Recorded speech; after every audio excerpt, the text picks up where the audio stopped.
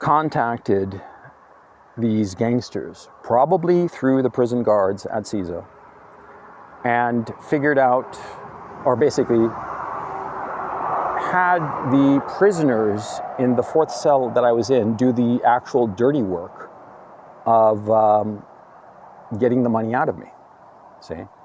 Because you see, the guards, they never beat any of the prisoners. No, it's the prisoners who beat the other prisoners. In fact, after this 30-hour session, one of the thugs who had really, really hurt me, I mean, he hit me pretty badly, especially on the chest. He hit me like right here on the sternum, repetitively and so hard that it left this huge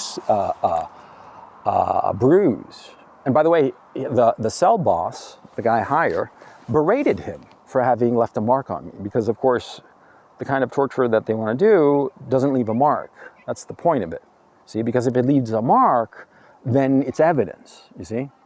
So anyway, that prisoner who beat me so relentlessly over that 30-hour stretch, after, you know, as we're trying to figure out a way to get this cash to these gangsters, these thugs, he came to me spontaneously and apologized. You know, it wasn't his idea, but he had to do it, you know, because he was a prisoner. He'd been in CISO prison for 2 years already. So, you know, it's not that he wanted to do this, but that he had to do it. And, you know, I understood, you know, because that's the way it operates. Now, I'm telling you all of this so that you understand my situation. My case originally started as a free speech issue. But because of the SBU and the inherent corruption of the SBU and the criminal justice system in Ukraine, I will definitely be sent to a prison labor camp where I will most certainly die. And so I decided that the smart thing was take my chances in terms of getting across the border. Right now, I'm maybe 5 kilometers away from the border with Hungary. Over the last 2 days, I rode my bike just about 1,300 kilometers from Kharkov all the way here to the border. And my intention is to cross the border, get to Hungary, and in Hungary, I'm going to ask for political asylum. Now, why Hungary? And why ask for political asylum? Very simple. You see, when I don't show up at my court date on Wednesday, the day after tomorrow, there will be an arrest warrant issued for me. Now, of course, this arrest warrant, they will presume that I left the country, so it will become an international arrest warrant. Now, the European Union, which is allied with Ukraine to its perdition, as many of you know in terms of the European economies, well, the Europeans will comply with this international arrest warrant, and they will scoop me up at the first chance. And it won't matter that it's a free speech case. It won't matter, nothing will matter except complying. If I were to go to Poland or Slovenia or Romania, all of these little gremlins of the EU, they're going to scoop me up instantly and return me to the graces of the SBU and the criminal justice system, and eventually I'll wind up in a prison labor camp. I'm hoping that Hungary, which has shown some independence insofar as these matters are concerned, of complying with idiotic EU regulations and diktats, I'm hoping that the authorities in Hungary will look at my indictment, realize that it has nothing to do with me being an actual bona fide criminal in terms of harming people or property, and it's really a strictly free speech issue, an issue of democratic speech. And I'm hoping that the Hungarian authorities will show some mercy and some understanding and grant me this political asylum. That's my hope. By the way, I don't know anybody in Hungary. I've been to Budapest, once for a long weekend. It was lovely, but I don't know anybody in Hungary. I don't have any relations with Hungarians of any sort. I dated a Hungarian girl once, years ago, but other than that, I don't have any connection to Hungary, and so I'm really going to be throwing myself at their mercy, hoping that they will see through this bullshit and realize that it's grossly unfair and it is just despicable. That's the only word I can think of. And so, yeah, you know, that's my situation. And so as this video goes live, at the time that it goes live, I'm going to be crossing the border. And I'm going to be hoping that my name doesn't appear on any system and that I'll be allowed through. That's my hope. If my name is on some system, on some list that they have at the border, then I'll be arrested and it will be effectively a death sentence. And so I'm posting this video so that people know what happened to me if I really disappear.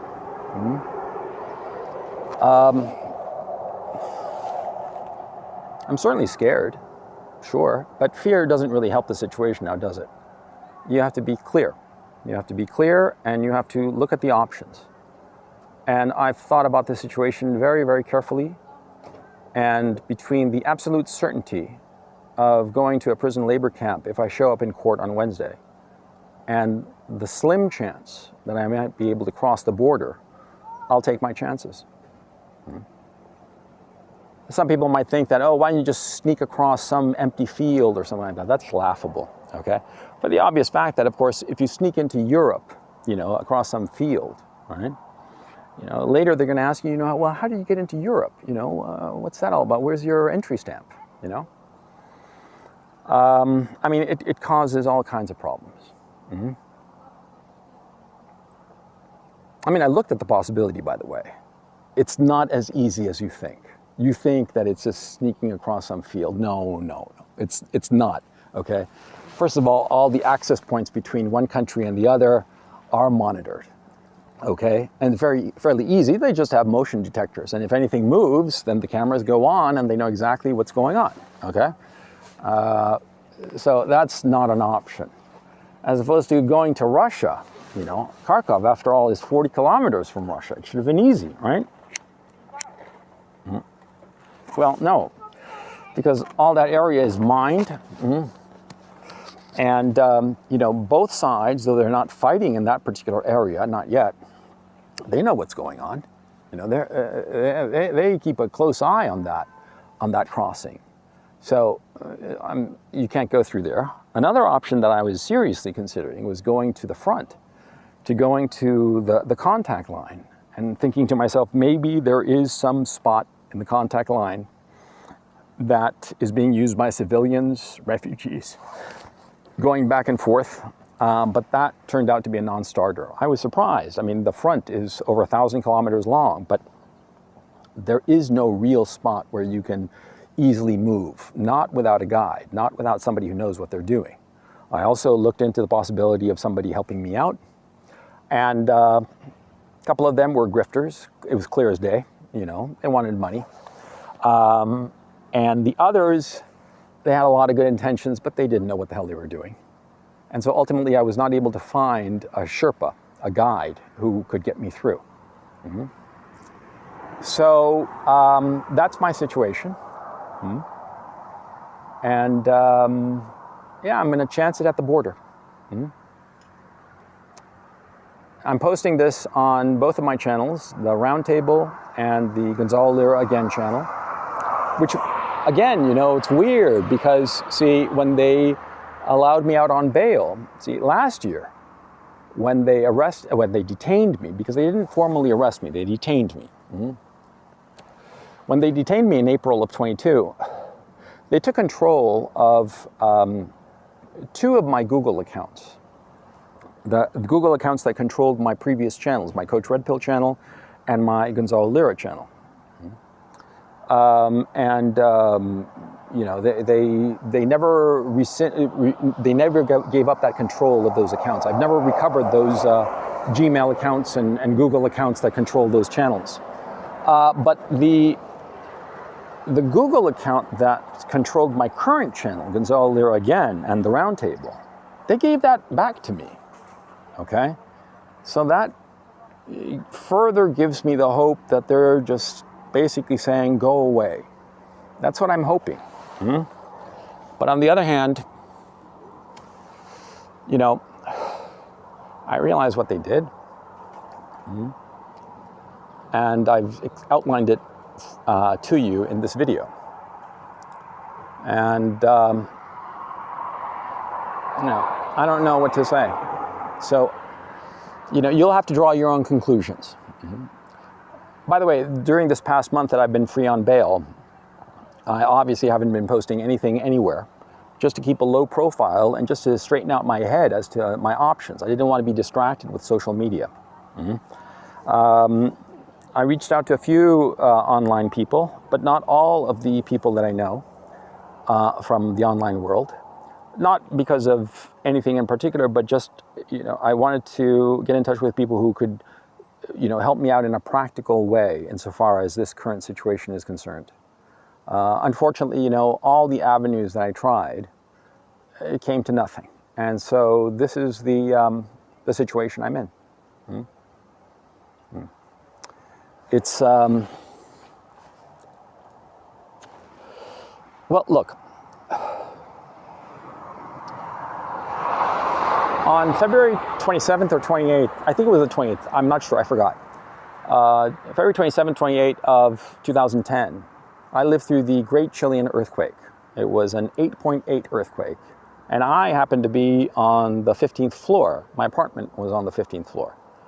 And it was spectacular. My building moved around from side to side, you know, like 3 meters off axis one way and 1.5 meters roughly on the other, in this elliptical swinging around. And I thought that the building was going to collapse and I was going to die. And of course it didn't, thank goodness. But that was the moment that I learned fatalism. That there are some things that are simply beyond your control. And you have to live through them. And you have to just go forward. And there's nothing you can do. Everything is beyond your control. You know? And we you know, fool ourselves thinking that we can control everything. And that causes so much anguish for no reason. We worry, we think this, that, the other. But you have to recognize when you have actual control over some situation and when that control is beyond you. And there is absolutely nothing that you can do. Nothing that you can do except move forward. So either I will cross the border into Hungary in the next couple of hours, or I will be arrested again, and God knows what will happen to me. So if I post again here on the video and on Twitter, then you know that I made it. And if I don't, then you know that I didn't. And I would ask you humbly that if you don't hear from me again, anybody and everybody who's watching this video, please raise a ruckus, raise a fuss. Because ultimately, you know, as you can see in the indictment that I posted on Twitter, all of the pages are there. You can read it for yourself in Ukrainian and in English. The charges against me are just because of my opinion about this conflict. I did no harm to anyone. And they arrested me because they wanted to have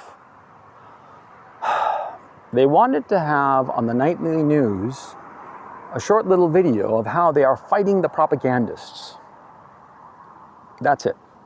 That's why they arrested me. The extortion stuff that I discussed, that happened later when they realized that I wasn't a poor schmuck.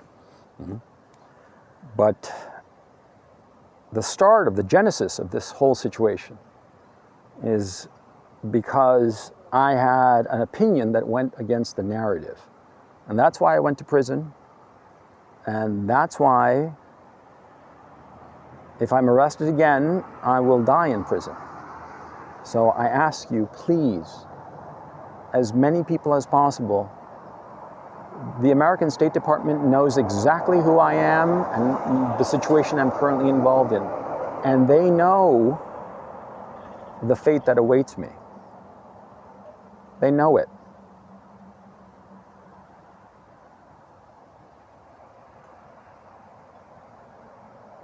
You know, they have that saying that, I forget the wording exactly. You know, I'm a little stressed out, as you can imagine, but they have that saying that people are fundamentally good, but for evil to triumph, all you need is the indifference of good people. Please don't be indifferent to my fate. I ask you this very humbly. Please recognize that, well, the literal death that awaits me if this doesn't work out.